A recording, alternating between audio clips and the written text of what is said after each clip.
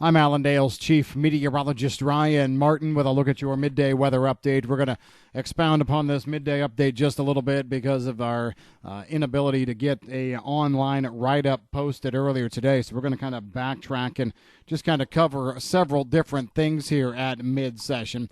Here's what's going on right now. The surface analysis shows high pressure sitting just to the east-southeast of Milwaukee, Wisconsin. That high is keeping mostly dry air in over the Great Lakes, and I'd say about 95% of the Corn Belt.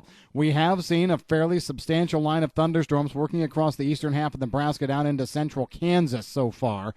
That line of thunderstorms will probably try and cross the river and move into western parts of Iowa and northwestern Missouri, but I also think you're going to start to see the north end of that decrease, kind of fall apart here as the action shifts farther south, getting back into Missouri. One of the main reasons for that isn't just that models are showing that. We've seen a switch now in the frontal positioning over Missouri. Just in the past few hours, we've seen the front that comes out of the low, that is just south of Kansas City, go from being a warm front, meaning warm air was trying to surge northward through Missouri, to now it's gone stationary and actually trending more like a cold front, pushing back south. So we're seeing this cooler air sag back southward. I think that's going to take the energy off the northern edge of these thunderstorms and kind of shift this into a sagging south kind of scenario setup over parts of eastern Kansas and Missouri. So I'm still looking for Missouri to be wet down into probably extreme southern parts of Illinois, the Ohio River Valley as well as we go forward here. But even though it looks like this action wants to rip right across Iowa, I'm not looking for it to do that right now.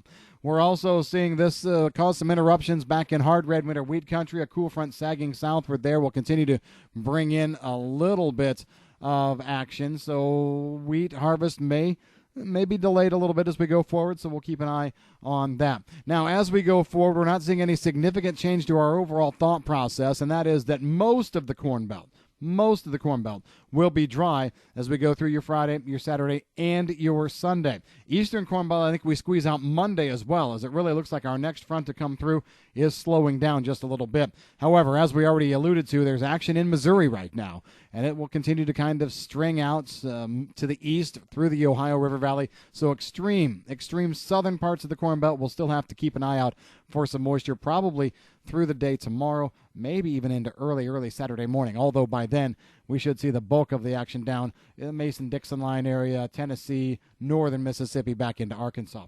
That next front that comes in early next week, as we said, looks to be delayed just a little bit. It's delayed partially because it's looking stronger. The low that this front goes to is all the way up over Hudson Bay by the time we wake up Monday morning, spreading moisture back down across Ontario into the upper Midwest and into South Dakota and Nebraska. There'll be another low there. I think through the day Monday, this action will track across the western Corn Belt, Minnesota, Iowa, probably trying to push into western parts of Illinois. We're going to be seeing a nice line of thunderstorms develop here probably Monday night. As a matter of fact, I'd be concerned about strong to severe weather.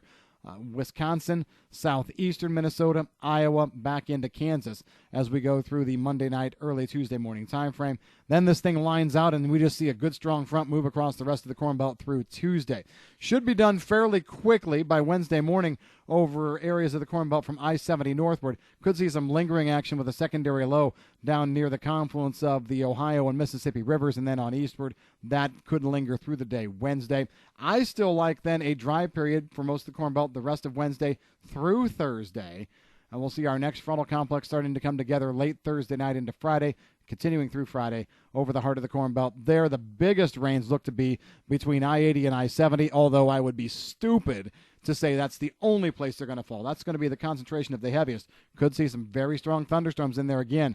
Iowa, northern Missouri, central Illinois, these hard-hit areas getting more rain as we go through Friday of next week.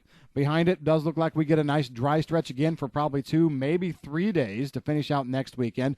Longer-term models are saying our next front does start to work in to the region, the Corn Belt, as we head into the 13th, 14th time frame.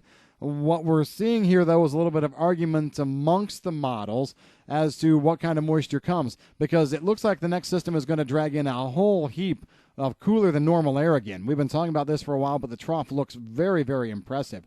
So if it's that big of a change, is it going to be a strong storm-laden change, or is it just going to be wind? and a big push of cool air and half an inch or less rain totals. That's where the models are arguing a bit right now.